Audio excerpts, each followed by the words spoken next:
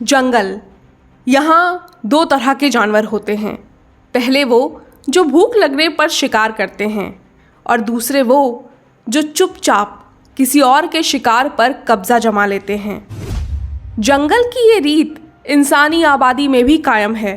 जैसे ही आप तरक्की करना शुरू करते हैं, इन जानवरों के जैसे ही कुछ लोग आपके आसपास भी जमा हो जाते हैं ताकि मौका पाते ही वो आपकी मेहनत का फल चुरा सकें और आपके द्वारा किए गए कामों का श्रेय खुद ले सके। ऐसे लोगों से चिढ़ना, नफरत करना या इन्हें सुधारने की कोशिश करना बेकार है। इसलिए शिकायतें छोड़कर खुद को बचाने की कोशिश करें और खेल का हिस्सा बने रहें, वरना आपके पास भी सिवा कड़वाहट के कुछ नहीं बचेगा। ठीक वैसे ही जैसे टेस्ला के साथ हुआ। साल 1883। Nikola Tesla continental Edison company के यूरोपियन डिवीजन में काम करते थे। उनके सुपरवाइजर थे चार्ल्स बैचलर। एक दिन चार्ल्स ने निकोला से कहा कि उसे अपने तेज दिमाग और प्रतिभा का प्रदर्शन अमेरिका जाकर करना चाहिए, वहीं उसकी ज्यादा कद्र होगी।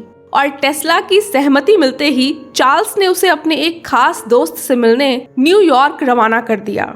चार्ल्स का ये खास दोस्त कोई और नहीं बल्कि उस समय का दुनिया का सबसे मशहूर वैज्ञानिक थॉमस एल्वा एडिसन था। पहली ही मुलाकात में एडिसन टेस्ला को अपने पास काम पर रख लेते हैं। काम एडिसन के डायनेमोस यानी जनरेटर से संबंधित था। ये काम इतना मुश्किल था कि एडिसन को इसके पूरे होने की कोई उम्मीद नहीं थी। इसके बावजूद वो टेस्ला से कहता है कि अगर उसने ये काम कर लिया तो उसे पूरे $50,000 मिलेंगे। टेस्ला दिन रात एक कर देता है, पैसे के लिए नहीं बल्कि उस सम्मान की भूख में जो वो दुनिया और एडिसन की नज़रों में हासिल करना चाहता था। टेस्ला ने डायनेमोस को फिर से डिज़ाइन किया और इम्पॉसिबल से लगने वाले इस काम को पॉसिबल करके दिखाया। काम पूरा होते ही वो एडिसन के पास पहुंचा और अपना इनाम यानी $50,000 की मांग करने लगा। जवाब में एडिसन ने हंसते हुए कहा, टेस्ला, लगता है तुम हम अमेरिकी लोगों का मजाक नहीं समझ पाए। इस काम के बदले मैं बस तुम्हारी थोड़ी सी सैलरी बढ़ा सकता हूँ। टेस्ला के लिए ये पैसे सिर्फ पैसे नहीं बल्कि उसका सम्मान, उसकी काबिलियत का सबूत थे। टेस्ला को ये समझने में बहुत देर लग गई कि दरअसल उस वक्त का दुनिया का सबसे महान वैज्ञानिक उससे बेहद इनसिक्योर हो गया था। टेस्ला ने ही पहली बार एडिसन को ये एहसास दिलाया कि उसके सर पर सजा महान वैज्ञानिक का ये ताज कोई और अपने नाम कर सकता है।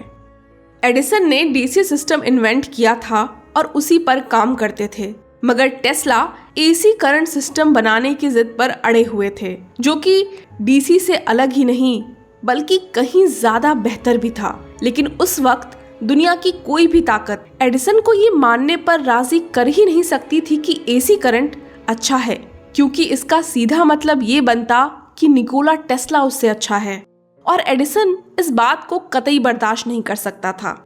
नतीजा, उसने टेस्ला की इस रिसर्च को सपोर्ट नहीं किया।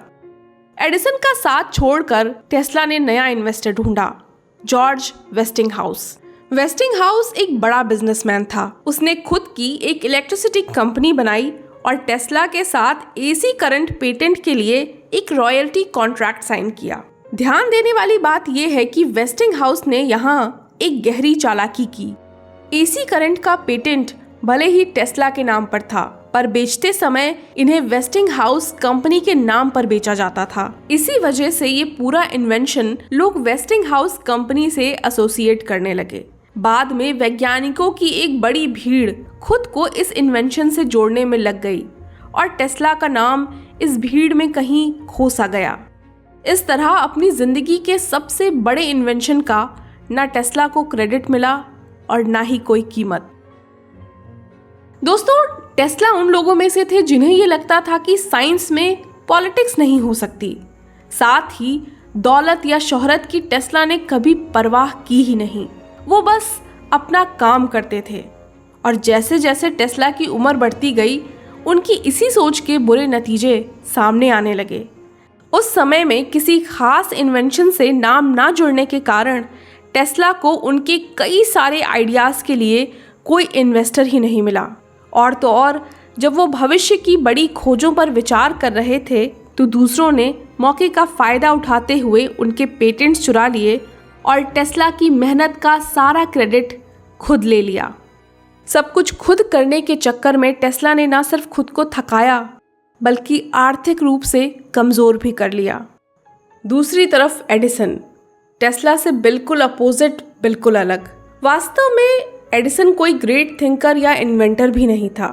एडिसन दरअसल एक बिजनेसमैन था, एक पब्लिसिस्ट, जिसे नए ट्रेंड्स फॉलो करने के साथ साथ मौके का सही इस्तेमाल करना भी बखूबी आता था। एडिसन काबिल से काबिल लोगों को अपने लिए काम पर रखता, काम कोई और करता पर क्रेडिट पूरा का पूरा एडिसन को मिलता। यही नहीं, मौका पड़ने पर दुश्मनों को दोस्त बनाना और अपने कॉम्पिटिटर्स के कामों को चुराने तक में एडिसन कभी परहेज नहीं करता। शायद इसीलिए एडिसन ने खुद कहा है कि सब चुराते हैं, मैंने भी अपने लिए बहुत कुछ चुराया है, फर्क बस इतना है कि मैं ये जानता हूं कि चुराते कैसे हैं। दोस्तों, टेस्ला और एडिसन की इस कहानी से हमें दो बातें सीखने को मिलती हैं। नंबर 1, आपको अपने काम का क्रेडिट जरूर लेना चाहिए ताकि कोई और इसे चुरा ना सके या आपकी मेहनत पर अपनी सफलता की नींव ना रख सके।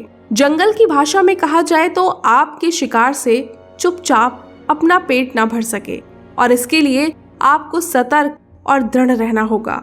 जब तक आपको यकीन ना हो जाए कि कोई और आपके काम का फायदा नहीं उठाएगा, तब तक अपने काम को छिपा कर रखिए, वरना आपको भी बाल्बोआ की तरह सब कुछ खोना पड़ सकता है।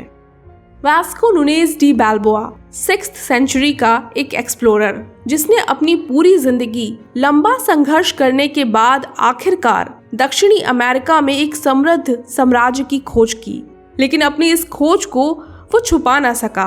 नतीजा ये हुआ कि इस खोज के कुछ ही साल बाद उसकी ही आर्मी के एक सैनिक पिज़ारो ने बाल्बोआ पर देशद्रोह का आरोप सिद्ध करके उसे मरवा दिया और उसकी जिंदगी भर की मेहनत को अपने नाम कर लिया।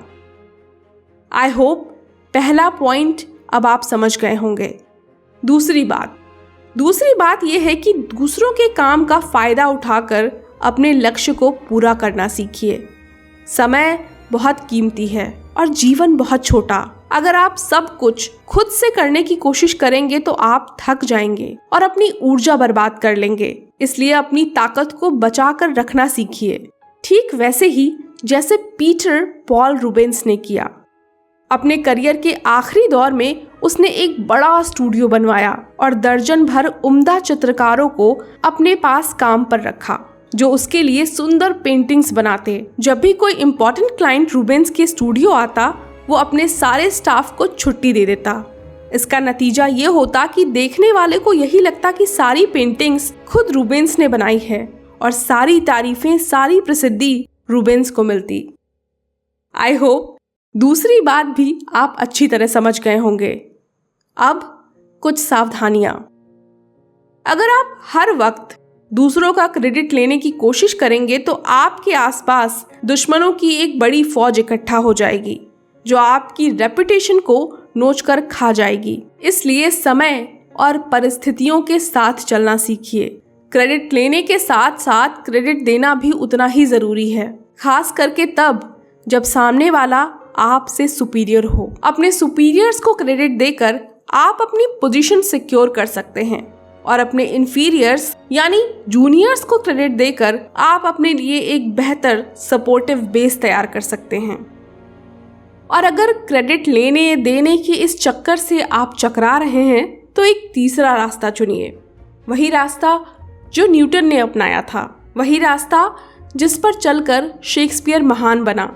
इस रास्ते पर आपको किसी का क्रेडिट लेने की जरूरत नहीं, बल्कि पास्ट का इस्तेमाल करना है। दूसरों के एक्सपीरियंसेस से सीखना है, उनकी नॉलेज और विजडम को इस्तेमाल करना है, जैसा आजकल के सारे बड़े लीडर्स करते हैं अपनी स्पीच के साथ। उनकी स्पीच लिखता कोई और है, लेकिन वाहवाही और तारीफें उस लीडर को मिलती हैं जो उस स्पीच को स्टेज पर पढ़ता है।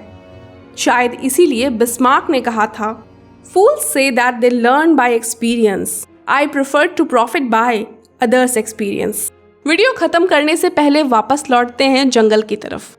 दोस्तों, शेर अगर शिकार ना करे तो वो भूखा मर सकता है, वहीं गिद्ध को कभी भी खाने की कमी नहीं रहती। वो ऊंची उड़ान उड़ता है, पैनी नज़रों से जंगल के हर कोने को देखता है और इंतज़ार करता है, क्योंकि उसे पता है कोई ना कोई जानवर अभी उसके लिए शिकार ला ही रहा होगा। पावर का भूखा हर इंसान इन वल्चर्स जैसा ही होता है, और अगर आपको इनके रोल से नफरत हो रही है तो शायद आप पावर के इस गेम के लिए बने ही नहीं हैं।